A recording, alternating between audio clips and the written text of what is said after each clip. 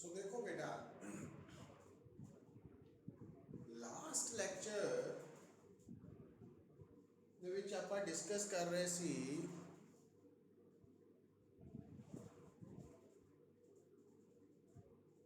Electric potential energy of a system of point charges कि अगर point charges तो थोड़ा एक सिस्टम बनया है तो उस सिस्टम की इलैक्ट्रिक पोटेंशियल एनर्जी किस तरह कैलकुलेट करनी है ना। ਉਹਦੇ 'ਚ ਤੁਹਾਨੂੰ ਦੱਸਿਆ ਸੀਗਾ ਕਿ ਤੁਸੀਂ पॉइंट चार्जेस की नंबरिंग करके फिर पेयर बना लेने एक दूसरे नाल ते उस तो बाद उस पेयर की पोटेंशियल एनर्जी नूं ऐड करते जाना तो आंसर आ जाएगा। हुण देखो असीं दूसरे कॉन्टेक्स्ट में बेटा न्यूमेरिकल लिख रहे हैं, तो अगर बेटा फाटे सामने से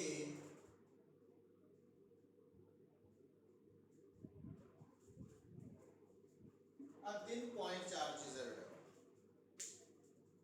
तो अगर थोड़े सामने तीन पॉइंट चार्जेस है और थानू कहा जाता find electric potential energy of a system,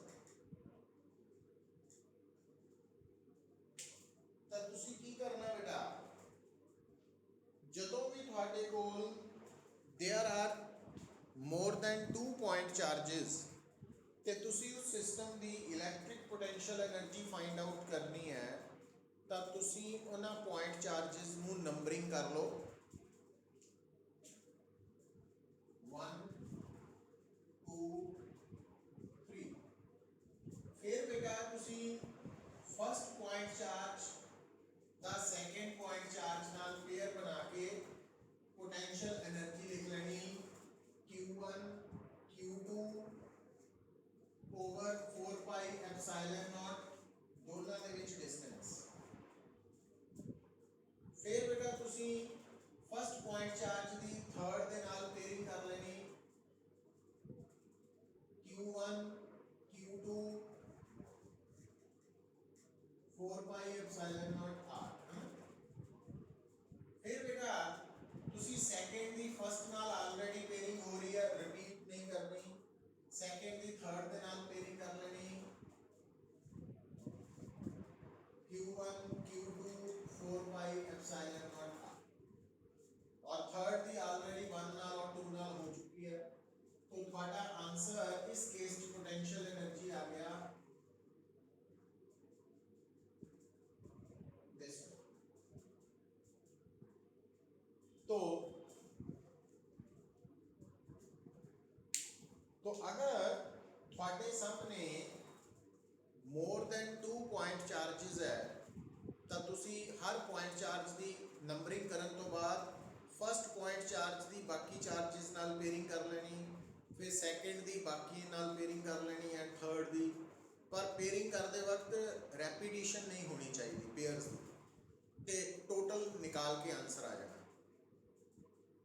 हुण बेटा ये तो बेसिक कंसैप्ट है, और इस गल नूं याद की रखना बेटा कि 2 पॉइंट चार्जेस जो भी थोड़े सामने एक पेयर है 2 पॉइंट चार्जेस का, तो उस सिस्टम की पोटेंशियल एनर्जी कैलकुलेट करने का फार्मूला है Q1 Q2 over 4 pi epsilon naught r बस।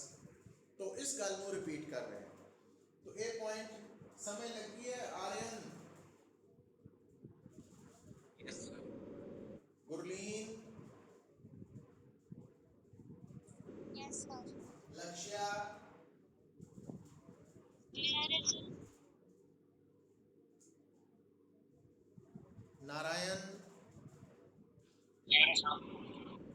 चिराग? समरीत? हरमन?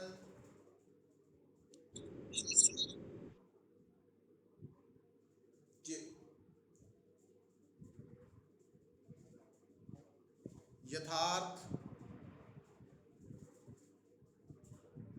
नहीं है।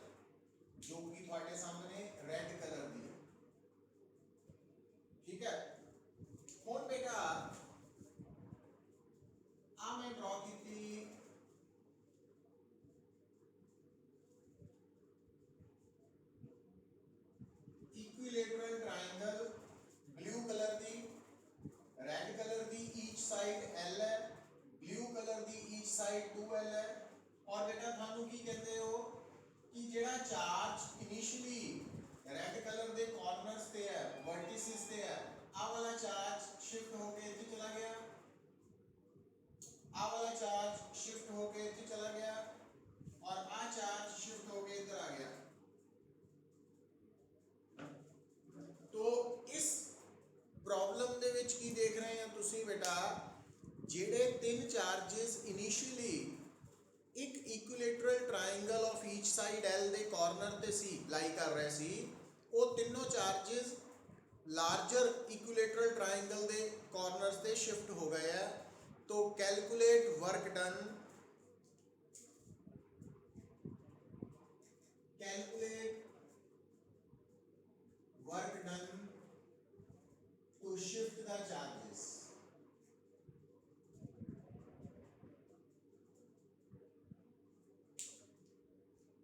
मतलब इस न्यूमेरिकल दी स्टेटमेंट दे अकॉर्डिंगली तीन चार्जेस पहला रेड कलर दी इक्विलेटरल ट्रायंगल दे कॉर्नर्स ते पए है, फिर वही तीन चार्जेस ब्लू कलर दी इक्विलेटरल ट्रायंगल दे कॉर्नर ते शिफ्ट करने हैं।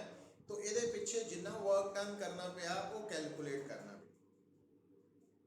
हुण देखो ध्यान दिओ बेटा, एक्चुअली जदों तुसी इदां कह सकते हैं भी तुसी जो रेड, हाँ जी बेटा,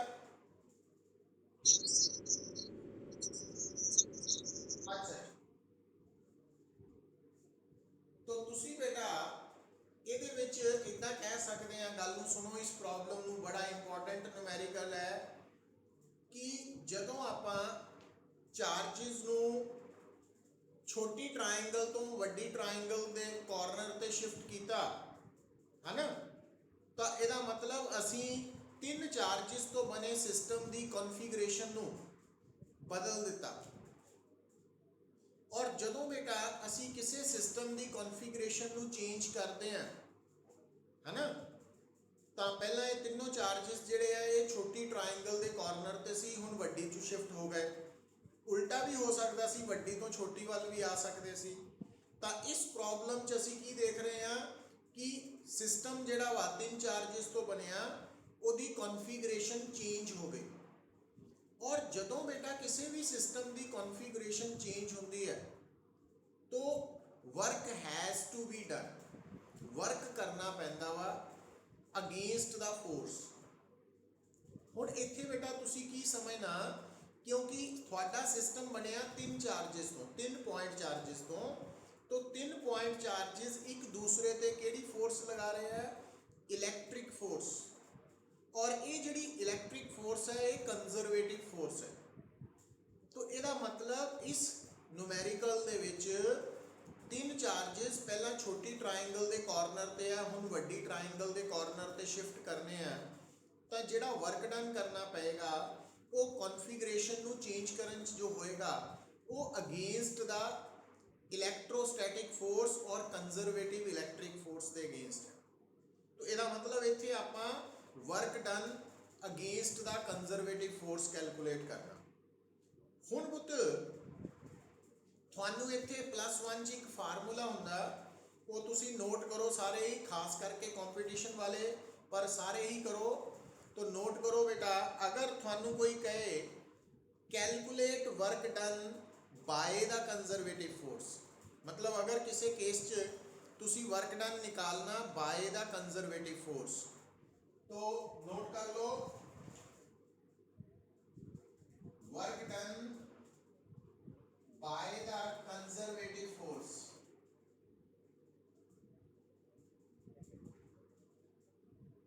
तो वो आना माइनस डेल्टा यू।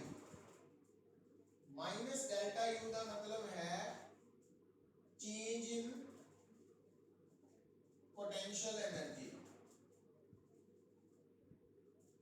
और डेल्टा यू की वैल्यू कितना निकालते हैं, माइनस साइन है। डेल्टा यू का मतलब फाइनल माइनस इनिशियल, और आ माइनस जो अंदर जाएगा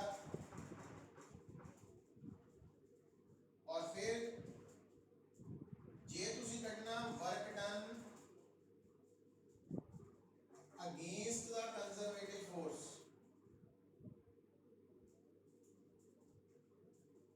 तो वर्क डन अगेंस्ट हमेशा इक्वल टू के बराबर होता, work done by the opposite, minus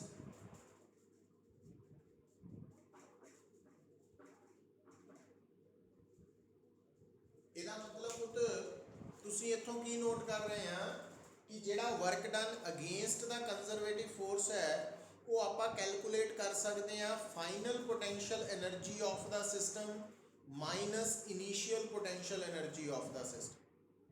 तो ਹੁਣ ਆ ਜਿਹੜੀ ਪ੍ਰੋਬਲਮ ਹੈ ਇਹ ਬੜੀ ਇੰਪੋਰਟੈਂਟ ਹੈ ਪੁੱਤ, ਕਿਉਂਕਿ ਇੱਥੇ ਤੁਹਾਡੇ ਜਿਹੜੇ ਤਿੰਨ ਚਾਰजेस ਹੈ ਉਹ ਛੋਟੀ ਲਾਲ ਰੰਗ ਦੀ ਇਕੁਇਲੇਟਰਲ ਟ੍ਰਾਇੰਗਲ ਦੇ ਕਾਰਨਰ ਤੇ ਹੈ। ਤਾਂ ਤੁਸੀਂ ਨੋਟ ਕਰੋ ਕਿ ਜਿਹੜਾ ਪਹਿਲਾ ਨੂਮੈਰੀਕਲ ਮੈਂ ਤੁਹਾਨੂੰ ਸੋਲਵ ਕਰਕੇ ਦੱਸਿਆ ਉਸ ਨੂਮੈਰੀਕਲ ਦਾ ਪੋਟੈਂਸ਼ੀਅਲ એનર્ਜੀ ਦਾ ਫਾਰਮੂਲਾ ਕੀ ਆਇਆ ਸੀ ਪੁੱਤ, 3q²/4 pi epsilon naught L। ਇਹਦਾ ਮਤਲਬ ਇਸ ਨੂਮੈਰੀਕਲ 'ਚ ਜਦੋਂ ਚਾਰजेस ਲਾਲ ਰੰਗ ਦੀ ਰੈੱਡ ਕਲਰ ਦੀ ਟ੍ਰਾਇੰਗਲ ਦੇ ਕਾਰਨਰ 'ਚ ਹੈ ਤਾਂ ਇਨੀਸ਼ੀਅਲ ਪੋਟੈਂਸ਼ੀਅਲ એનર્ਜੀ ਕਿੰਨੀ ਹੋਏਗੀ, तो इनिशियल पोटेंशियल एनर्जी हो जाएगी 3q²/4 pi epsilon naught L।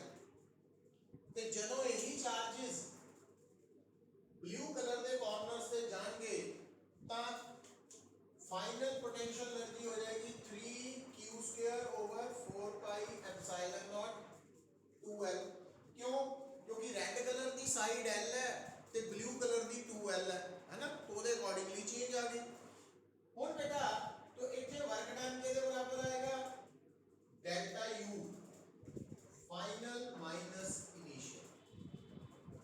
तो ये ਤੁਹਾਡਾ आंसर आ जाएगा। तो ਹੁਣ ਦੇਖੋ मतलब इस न्यूमेरिकल ਦੇ ਵਿੱਚ ਅਸੀਂ ਕਿਹੜਾ ਕਨਸੈਪਟ, ਇੱਕ ਨਵਾਂ ਕਨਸੈਪਟ ਇੰਟਰੋਡਿਊਸ ਕੀਤਾ ਕਿ ਅਗਰ ਤੁਹਾਡੇ ਸਾਹਮਣੇ ਕਿਸੇ ਸਿਸਟਮ ਦੀ ਕਨਫੀਗਰੇਸ਼ਨ ਚੇਂਜ ਹੋ ਰਹੀ ਹੈ और उस कॉन्फ़िगरेशन ਨੂੰ ਚੇਂਜ ਕਰਨ ਦੇ ਲਈ ਵਰਕ ਅਗੇਂਸਟ ਦਾ ਕੰਜ਼ਰਵੇਟਿਵ ਫੋਰਸ ਨਿਕਾਲਣਾ ਵਾ ਤਾਂ ਤੁਸੀਂ ਉਸ ਸਿਸਟਮ ਦੀ ਫਾਈਨਲ ਪੋਟੈਂਸ਼ੀਅਲ એનર્ਜੀ ਨੋਟ ਕਰ ਲੈਣੀ ਤੇ ਇਨੀਸ਼ੀਅਲ ਪੋਟੈਂਸ਼ੀਅਲ એનર્ਜੀ ਨੋਟ ਕਰਕੇ ਦੋਨਾਂ ਦਾ ਡਿਫਰੈਂਸ ਲੈ ਲੈਣਾ, ਉਹ ਆ ਜਾਣਾ ਵਰਕ ਡਨ ਅਗੇਂਸਟ ਦਾ ਕੰਜ਼ਰਵੇਟਿਵ ਫੋਰਸ। ਤੇ ਜੇ ਵਰਕ ਡਨ ਬਾਏ ਦਾ ਕੰਜ਼ਰਵੇਟਿਵ ਫੋਰਸ ਕੱਢਣਾ ਫਿਰ ਤੁਸੀਂ initial potential energy minus final ਕਰ ਲੈਣੀ। तो ये बड़ा इंपॉर्टेंट कंसेप्ट है और ये कंसेप्ट बेटा ये वाला कंसेप्ट +1 ਦੇ ਵਿੱਚ ਵੀ ਯੂਜ਼ ਹੁੰਦਾ ਗ੍ਰੈਵਿਟੇਸ਼ਨਲ ਫੋਰਸ ਦੇ ਅਗੇਂਸਟ।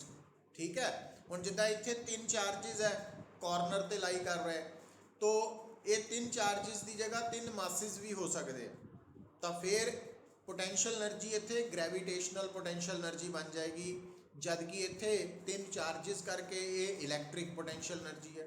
तो वो फार्मूला भी बिल्कुल ਉਹਦੇ पैरेलल डिस्कस ਹੁੰਦਾ ਵਾ, पर ਉਹਨੂੰ लेटर ऑन ਕਰਾਂਗੇ डिस्कस। तो ਇੱਥੇ तक समझ लगी आ रहे हैं? बड़ा इंपॉर्टेंट कंसेप्ट है गुरलीन, समरीत,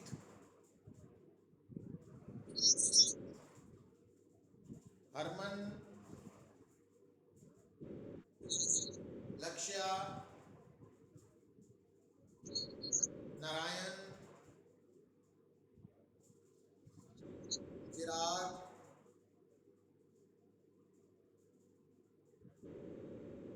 पार्थ,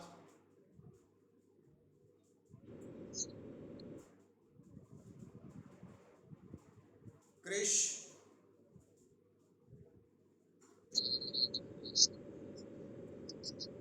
अच्छा ये रिकॉर्डेड है लेक्चर बेटा, तुम चेक कर लियो।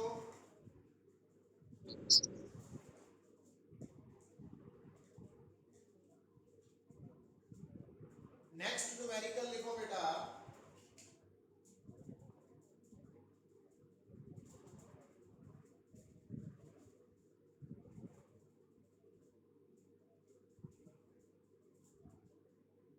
as shown in figure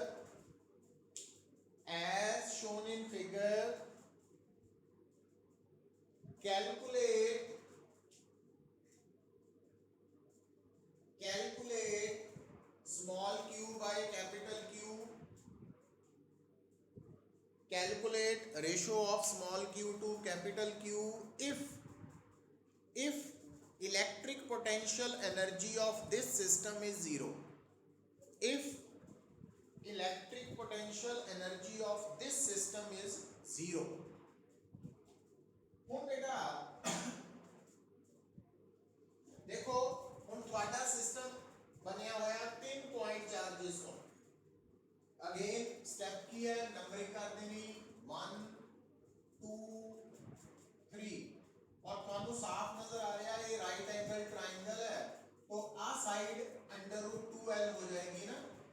Pythagoras theorem ਤੋਂ।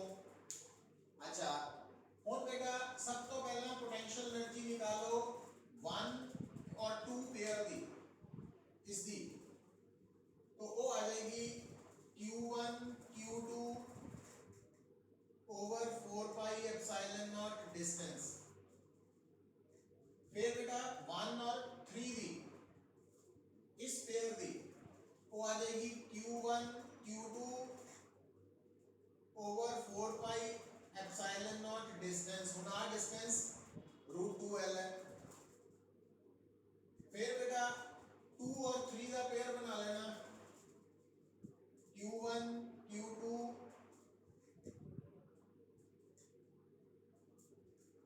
और टोटल पोटेंशियल एनर्जी वो थानू स्टेटमेंट च दित्ती है 0 तो टोटल पोटेंशियल एनर्जी 0 के बराबर इक्वेट करता। हुन देखो बेटा हुन Q 4 pi epsilon not L common है तो Q प्लस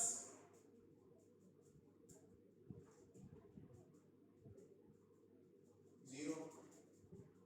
हुन आ तो 0 नहीं हो सकता, इट मींस आ टर्म 0 है।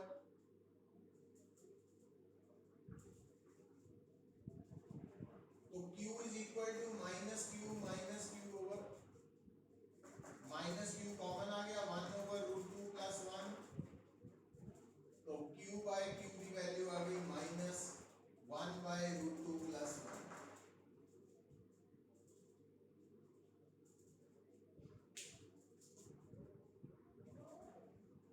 सो एक कंडीशन आ गई बेटा।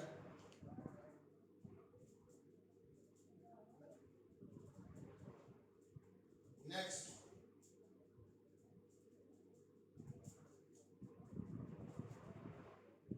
तो ये कंसेप्ट्स जेडे है प्रॉब्लम्स असाइनमेंट च गिवन है ना, तो ओदे रिगार्डिंग मैं थानू दस रहा बड़े इंपॉर्टेंट कंसेप्ट है, कंपटीशन लिए भी बड़ा इंपॉर्टेंट है, स्कूल पॉइंट ऑफ व्यू तो भी बड़ा इंपॉर्टेंट है, न्यूमेरिकल पॉइंट ऑफ व्यू तो भी इंपॉर्टेंट है।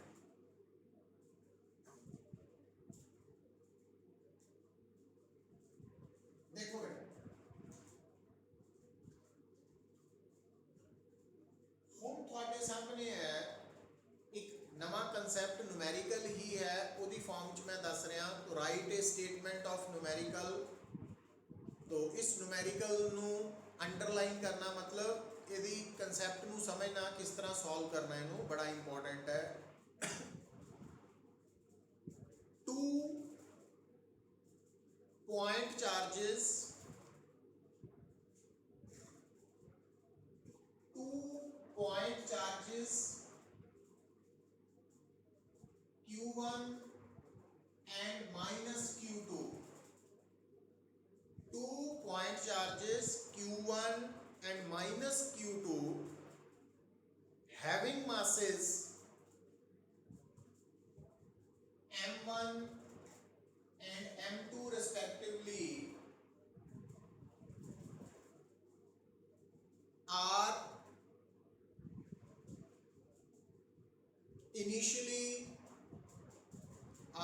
initially infinite distance apart at rest, are infinitely distance apart at rest, infinite distance apart at rest due to electric force between them, due to electric force between them they start approaching towards each other, due to electric force between them they start approaching towards each other, calculate their velocities when calculate their velocities when their separation is small r।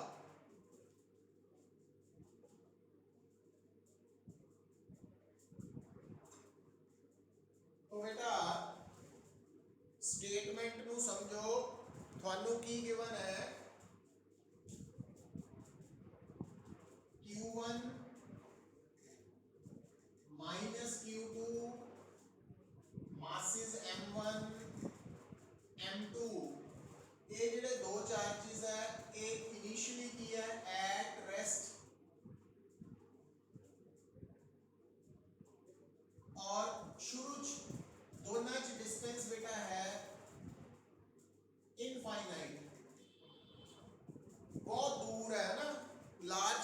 ਦਾ ਮਤਲਬ infinite, very large distance, infinite.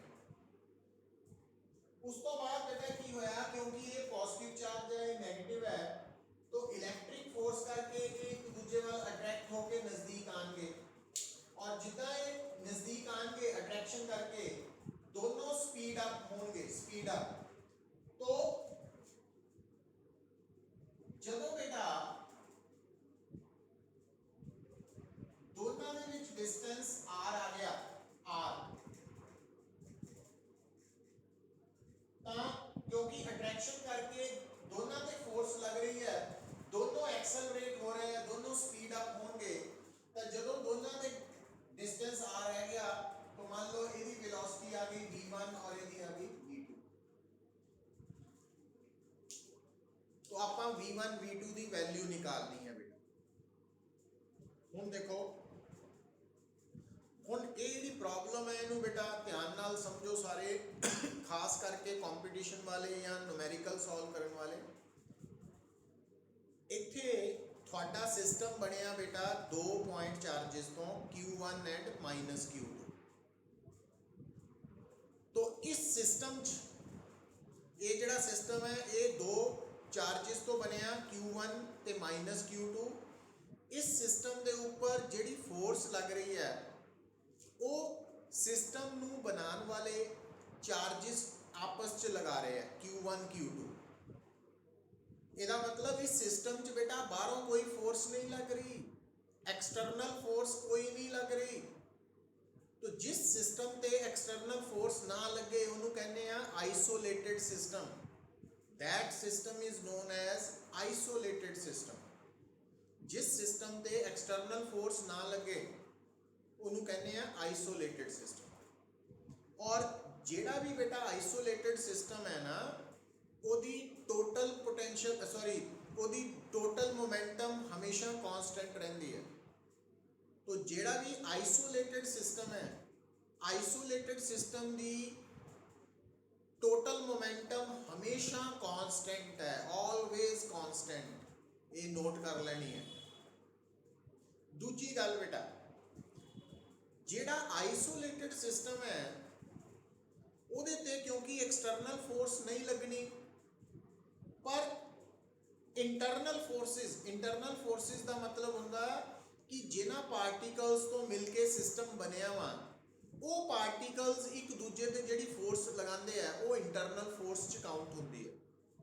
तो इत्थे बेटा इस problem दे विच Q1 ते -Q2 जिहड़ी एक दूजे ते आपस ते फोर्स लगा रहे हैं वो इलैक्ट्रिक फोर्स है और इलैक्ट्रिक फोर्स कंजरवेटिव फोर्स है। तो ਇਹਦਾ मतलब अगर ਤੁਹਾਡੇ सामने कोई आइसोलेटेड सिस्टम है तो उस सिस्टम की मोमेंटम हमेशा कांस्टेंट रहनी है।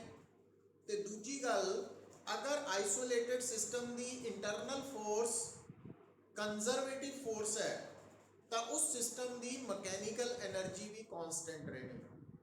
ये दो गल्लां बड़ियां इंपॉर्टेंट है पुत्त। जे थोड़ा सिस्टम आइसोलेटेड है तो मोमेंटम कांस्टेंट रहनी है पर अगर आइसोलेटेड सिस्टम की इंटरनल फोर्स कंजरवेटिव पता लग जाए जिदा कि इस एग्जाम्पल च है तो उस सिस्टम की मैकेनिकल एनर्जी भी कांस्टेंट रहनी है। ਇਹਦਾ मतलब इस न्यूमेरिकल ਨੂੰ सॉल्व ਕਰਨ ਦੇ ਲਈ एक तो law of conservation of momentum apply होएगा ते एक law of conservation of mechanical energy. हुण ਇਹਦਾ मतलब ਤੁਹਾਨੂੰ इस सिस्टम की पहला इनिशियल मोमेंटम ते फाइनल मोमेंटम निकालनी पाएगी ते इक्वेट करनी पाएगी। फिर इस सिस्टम की इनिशियल ते फाइनल मैकेनिकल एनर्जी निकालनी पाएगी ते इक्वेट करनी पाएगी। हुण तुहानू पता होना चाहिए बेटा मोमेंटम तां वैक्टर क्वांटिटी है। जदों तुसी वैक्टर क्वांटिटी का टोटल करना तो तुसी वैक्टर सम लेना वा, ये गल याद रखनी है। मतलब टोटल मोमेंटम नैट मोमेंटम ये हमेशा वैक्टर सम तो आनी है क्योंकि वैक्टर क्वांटिटी है मोमेंटम। पर मैकेनिकल एनर्जी स्केलर क्वांटिटी है और वो की है सिंपली काइनेटिक ते पोटेंशियल एनर्जी का सम है। हुण बेटा वापस आओ, हुण तुहाडा जिहड़ा आ इनिशियल स्टेट है आ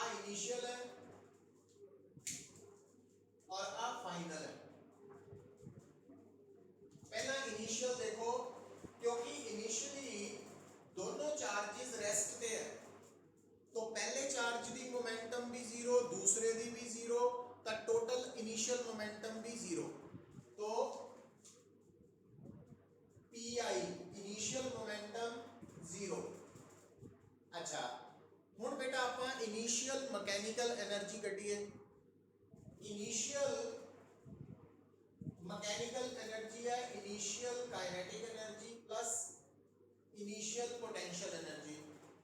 ਹੁਣ ਕਾਈਨੈਟਿਕ એનર્ਜੀ ਹੁੰਦੀ ਹੈ ਬੇਟਾ ਹਾਫ mv²। तो नोट करो ਜਿਹੜਾ ਪਹਿਲਾ ਪਾਰਟੀਕਲ ਹੈ ਇਹ ਰੈਸਟ ਤੇ ਹੈ, तो ਇਹਦੀ ਕਾਈਨੈਟਿਕ એનર્ਜੀ 0। दूजा पार्टिकल भी रेस्ट पे है, काइनेटिक एनर्जी 0।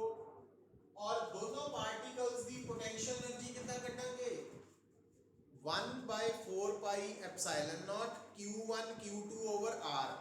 और क्योंकि इनिशियली दोनों पार्टिकल्स इनफाइनाइटली डिस्टेंस अपार्ट है तो r इनफाइनाइट होने करके डिनोमिनेटर पोटेंशियल एनर्जी भी 0।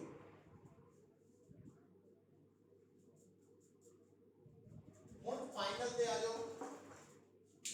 ਹੁਣ ਫਾਈਨਲ ਚ ਬੇਟਾ ਦੇਖੋ फर्स्ट पार्टिकल दी मोमेंटम है m1 v1, second particle the momentum है m2 v2। पर ध्यान की रखना पुत मोमेंटम वेक्टर है, जेड़ा पहला पार्टिकल है उसकी मोमेंटम राइट है, जेड़ा सेकंड पार्टिकल है इसकी मोमेंटम लेफ्ट है। इस करके जो ਆਪਾਂ फाइनल मोमेंटम निकालनी है तो दोनों का जो वेक्टर सम लवांगे तो दोनों मोमेंटम क्योंकि ऑपोजिट डायरेक्शन च है तो एक नू प्लस लवांगे दूसरी नू माइनस ले लेंगे। तो अगर आप इस डायरेक्शन नू प्लस मान लेने हैं इधर हूँ तो आ m1 v1 प्लस आ गई और m2 v2 मोमेंटम माइनस आ गई, तो ये हो गई फाइनल मोमेंटम।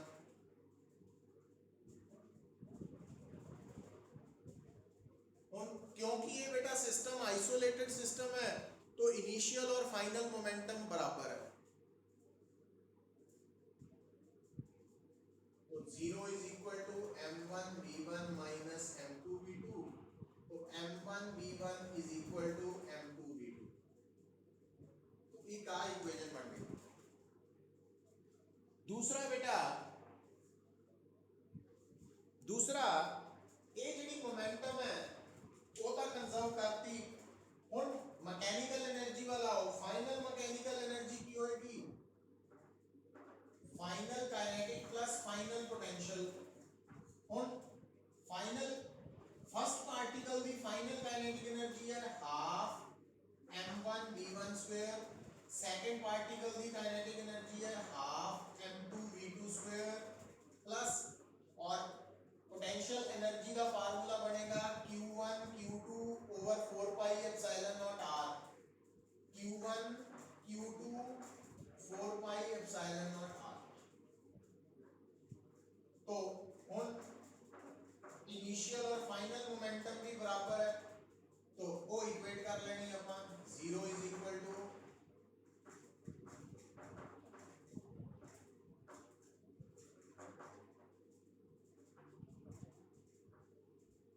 तो आ बेटा तुम्हारे सामने दो इक्वेशंस आ गई हैं एक और दो, और इन्हां को सॉल्व करके तुसी v1 v2 निकाल सकते हैं। तो इत्थे तक समझ आई नारायण आर्यन?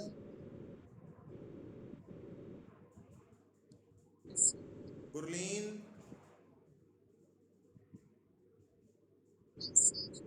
लक्ष्या? समरीत? हरमन? कृष? चिराग? यथार्थ?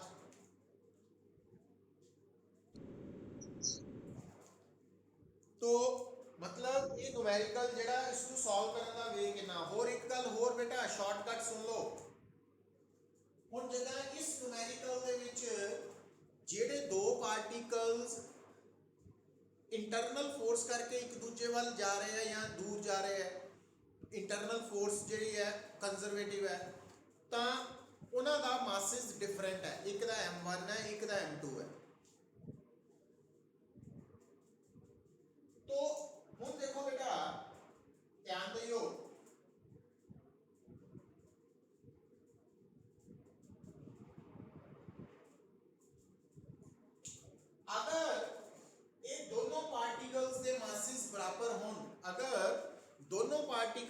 मासेस बराबर होन, मतलब अगर m1 m2 बराबर है तो फिर v1 v2 भी बराबर होएगा। ਇਹਦਾ ਮਤਲਬ ਜੇ ਇਸ ਤਰ੍ਹਾਂ ਦਾ ਨੂਮੈਰੀਕਲ ਆ ਜਾਂਦਾ ਵਾ ਜਿਹਦੇ ਵਿੱਚ ਦੋ ਮਾਸਿਸ ਜਿਹੜੇ ਆ ਇਕੁਅਲ ਹੈ ਤੇ ਉਹ ਇੱਕ ਦੂਸਰੇ ਤੇ ਫੋਰਸ ਲਗਾ ਕਰਕੇ ਨਜ਼ਦੀਕ ਆ ਰਹੇ ਆ ਜਾਂ ਦੂਰ ਜਾ ਰਹੇ ਆ, ਤਾਂ ਉੱਥੇ ਫਿਰ ਦੋਨਾਂ ਦੇ ਅਗਰ ਮਾਸਿਸ ਬਰਾਬਰ ਹੈ ਤਾਂ ਦੋਨਾਂ ਦੀਆਂ ਵੈਲੋਸਿਟੀਜ਼ v1 v2 ਵੀ ਬਰਾਬਰ ਹੈ। ਮਤਲਬ ਫਿਰ ਉੱਥੇ m1 m2 ਦੀ ਜਗ੍ਹਾ mm ਆ ਜਾਏਗਾ ਔਰ v1 v2 ਦੀ ਜਗ੍ਹਾ vv ਆ ਜਾਏਗਾ। ਉਹ ਆਪਾਂ ਸਿੰਗਲ ਸਟੈਪ 'ਚ ਵੀ ਸੋਲਵ ਕਰ ਸਕਦੇ ਹਾਂ। ਪਰ ਜੇ ਮਾਸਿਸ ਡਿਫਰੈਂਟ ਹੈ ਫਿਰ ਸਾਨੂੰ ਦੋ ਇਕੁਏਸ਼ਨਸ ਬਣਾਉਣੀਆਂ ਪੈਣਗੀਆਂ, ਇੱਕ law of conservation of momentum ਤੋਂ, ਦੂਜੀ law of conservation of mechanical energy. ਇਹ ਨੋਟ ਕਰ ਲੈਣਾ, तो नोट कर लो।